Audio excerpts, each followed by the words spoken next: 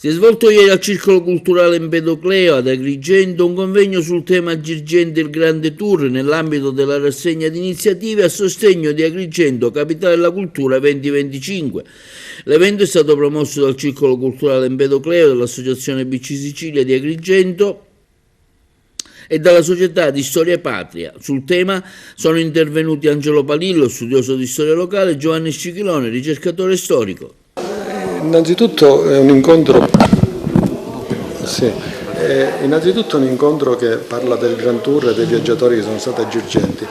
però l'idea del convegno è quella di creare un itinerario turistico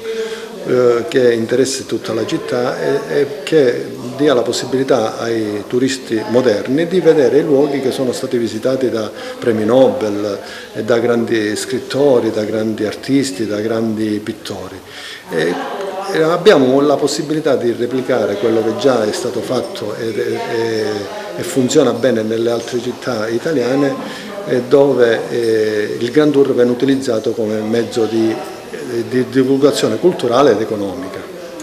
Voi avete inserito questa iniziativa come progettualità anche per Agrigento Capitale 2025? L'iniziativa è del Circolo Empedocleo. Noi abbiamo dato la disponibilità di parlare di uno degli argomenti che possono essere vincenti all'interno del progetto Agrigento Città della Cultura del 2025, perché crediamo che la gente sia interessata a un itinerario della città dove la gente vede dove ha alloggiato Goethe, dove hanno alloggiato Maupassant, Brahms,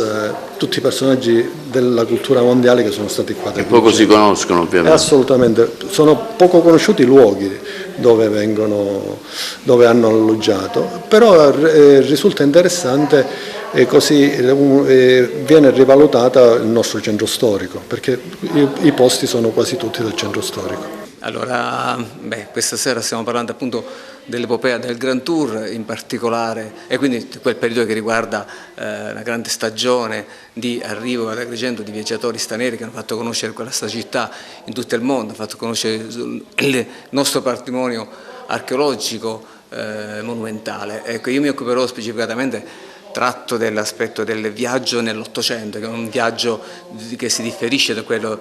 strettamente del Grand Tour, perché è un viaggio un po' più smaliziato, meno disincantato, dove si tiene conto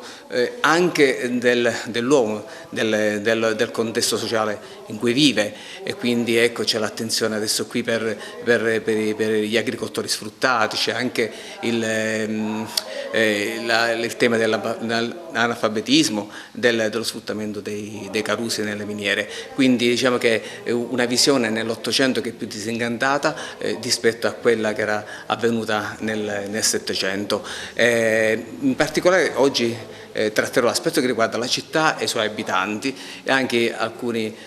costumi di questa città che sono sicuramente stati meno trattati nei nostri giorni. E cosa emerge soprattutto? Che questa città ha vissuto, come dire, una grossa contrapposizione,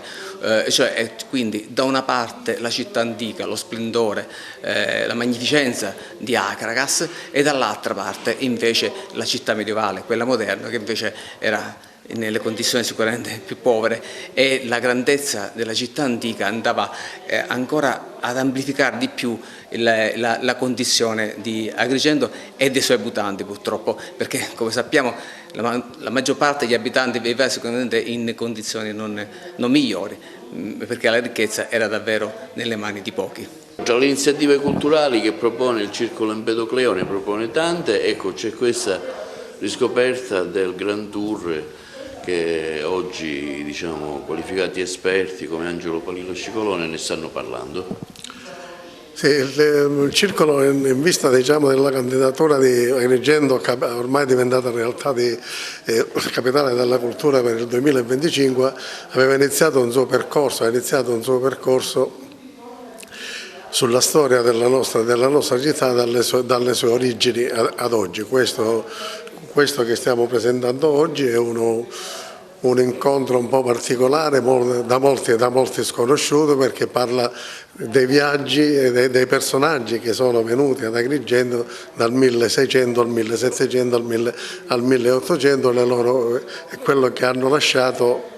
descritto le loro impressioni sulla nostra città. Gli incontri proseguiranno ancora, diciamo, finché non avremo esaurito tutto il periodo, anche se purtroppo non si è potuto fare in maniera cronologica per ovvi motivi organizzativi, però gli incontri proseguiranno ancora e questo è anche un nostro contributo, anche se piccolo, ad Agrigento, capitale della cultura per il 2025, e senza dubbio ci saranno anche altri incontri e altre proposte che metteremo a sostegno della città.